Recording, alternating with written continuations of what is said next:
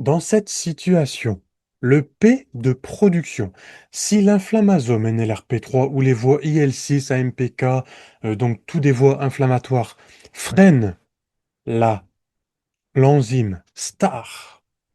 J'aime bien parce que c'est la star. Donc si vous voulez développer votre testostérone, vous devez développer la star qui est en vous. Bon, c'était joliment dit, c'était improvisé, voilà. J'ai pas fait exprès. Le flux de cholestérol mitochondrial chute. Oui, et il y aura une baisse de testostérone.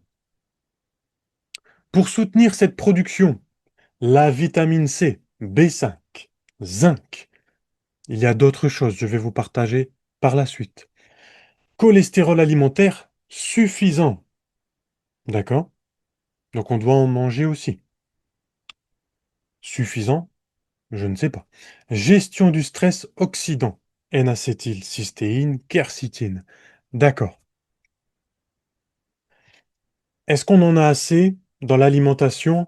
Oui, sauf avec une gestion du stress oxydant diminuée, avec un facteur environnemental qui produit du stress oxydatif élevé. Exemple, exercice physique ou activité physique intensif, musculation intense, activité physique très intense, du foot, du judo, etc. Un sport intense, stress oxydatif, inflammation transitoire, espérons. Le, le souci, c'est que s'il y a inflammation transitoire, mais qui dure généralement, selon la personne, 48 heures, mais un athlète, ou même nous, moi à un moment donné, je m'entraînais tous les jours, clairement, très intensément, 2 fois par jour. D'accord? À partir de là, oui, il y aura forcément des interventions avancées en nutrition fonctionnelle, par exemple, sûrement, pour gérer tout ce stress oxydatif, toute cette inflammation, n'est-ce pas?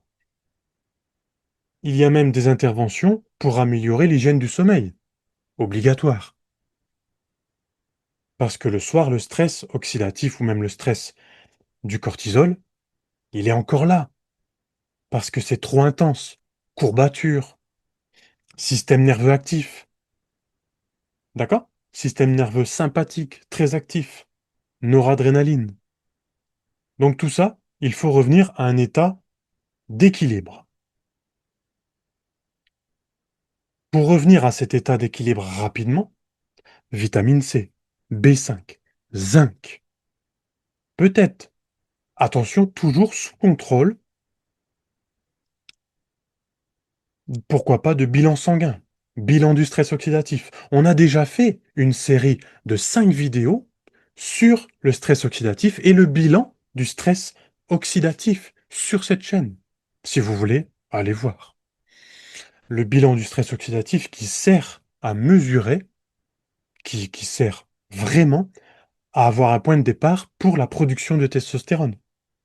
C'est bien beau? Imaginons, maintenant, on va au laboratoire, on fait une prise de sang pour la testostérone, on prend la salive pour la testostérone libre, très bien. Une fois que, imaginons, on a une testostérone basse, bah, qu'est-ce qu'on fait? On sait juste que la testostérone, elle est basse. Pourquoi elle est basse? Peut-être faire un bilan du stress oxydatif. D'accord? Super. On est bien. Maintenant, si vous voulez perdre du poids ou passer à l'action, si vous avez besoin d'un petit coup de pouce, si vous avez besoin d'un accompagnement pour essayer d'orienter vos choix alimentaires, euh, essayer de passer à l'action, de passer plus rapidement à l'action pour essayer d'augmenter votre vitalité, votre peut-être masse musculaire, si vous avez besoin d'un plan d'exercice physique qui convient à vous, à votre mode de vie dans votre gestion du temps, gestion de votre intégrité physique, parce qu'on n'a pas, on peut pas produire tous la même intensité D'accord? Il faut prendre soin des articulations. À quel niveau d'exercice physique êtes-vous? Est-ce que vous êtes dans la remise en forme? D'accord? Toutes ces questions se posent pour avoir un plan d'exercice physique adapté, précis. D'accord? Et aussi, conjointement, avoir un plan alimentaire précis et orienté par rapport à votre biochimie individualisée et bien sûr aussi par rapport à ce que vous pouvez mettre dans votre assiette par rapport à votre environnement, où est-ce que vous allez faire vos courses, etc. Comment on peut faire pour orienter votre alimentation dans le meilleur aspect possible. À bientôt, gardez la forme, à bientôt, et surtout à la prochaine vidéo dans le voyage de la testostérone et bien sûr de la forme. Forme à vous.